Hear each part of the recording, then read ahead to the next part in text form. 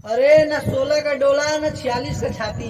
अरे बेटा न 16 का डोला न 46 का छाती। आ कुछ बोलबा तो घरवा में घुस के मारा ब्रांड हिट जाती। अरे पहला पे माँ बाप, दूसरा पे भाई, आग लगाती घर में जो हरिराजवर जी के आंख दिखाई। हो खेले तो बंगरी है 17 के एज में, राजू भर के लड़का गोली मारेला कॉलेज में। अरे की बम्बई होके चाहे बनारस, चाहे दिल्ली के लाल किला, जहाँ चमार जी खड़ा हो जाले हिल जाला पूरा जिला। खेले वाला शिकारी है सन, रोज हमनी के खेले निसन। अरे खेले वाला शिकारी है सन, रोज हमनी के खेले निसन। ते का बोतिए बेरे बेटा, तोरा जैसन का पकड़ के तो रोज पेले निसन।